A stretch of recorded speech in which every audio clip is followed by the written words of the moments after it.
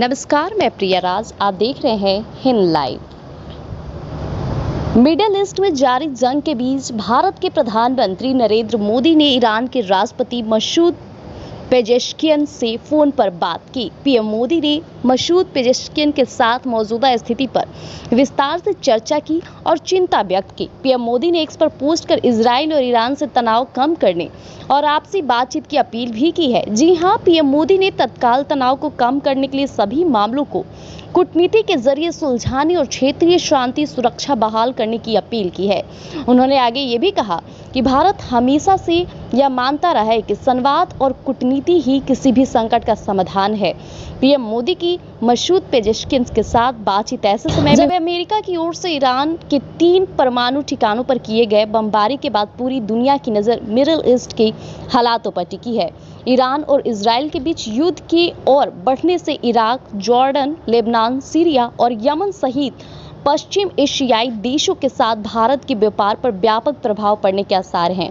तो वहीं अमेरिका ने रविवार तड़के ईरान के 3 परमाणु केंद्रों फोर्दो, नातांज और इस्फहान पर हमला किया, जिसका उद्देश्य ईरान के परमाणु कार्यक्रम पर लगाम लगाना है। ईरान के विदेश मंत्रालय ने आगे ये भी कहा कि परमाणु अस्त्रों पर हमले के बाद अमेरिका ने खुद ईरान के खिलाफ एक खतरनाक युद्ध शुरू कर दिया है।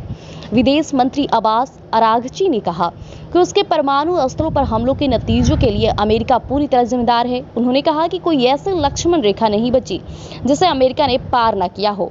ईरान के परमाणु प्रतिष्ठानों को निशाना बनाए जाने के बाद इजराइल के प्रधानमंत्री बेंजामिन नेतन्याहू के अमेरिका के राष्ट्रपति को धन्यवाद कहा है। उन्होंने आगे ये तक कहा कि ईरान के परमाणु केंद्रों पर अमेरिका ने कार्रवाई करके शानदार काम किया। उसने वह कर दिखाया जो दुनिया का कोई भी दूसरा देश नहीं कर सकता। इजराइल वर्षों से ईरान के परमाणु कार्यक्रम को अस्तित्व के लिए खतरा बताता रहा है, तो वहीं ईरान ने लगातार कहा है कि उसका परमाणु शांतिपूर्ण उद्देश्यों के लिए है, यानी कि लगातार दोनों देशों की लड़ाई में कोई तीसरा पूर्णता रूप से आगे बढ़ रहा है। जी हां, पीएम मोदी ने तत्काल तनाव को कम करने के लिए सभी मामलों को कूटनीति के जरिए सुलझाने और क्षेत्रीय शांति सुरक्षा बहाल करने की जो अपील की है। अमेरिकी हमले के बाद नेतन्याहू ने ट्रंप की तारीफ भी की है, यानी कि पूरी तरह से ईरान पर अमेरिकी हमले के बाद पीएम मोदी एक्टिव हो चुके हैं और पीएम मोदी का जो पहला ये रिएक्शन है ये काफ़ी सुर्खियां बटोरी है। कहा जाए तो इस युद्ध से कई लोग परेशान भी चल रहे, कई लोग कहीं ना कहीं उनके अंदर एक डर का माहौल भी रहता है। तो ये भारतीय अभ्यर्थियों की तरफ से भी लगातार सरकार से गुहार आ रही थी, जिसे लेकर प्रधानमंत्री नरेंद्र मोदी काफ़ी सक्रियता दिखाते हैं। जो भी मदद होती है उनके लिए वहाँ मौजूदा अपनी टीम को खड़े रखते हैं।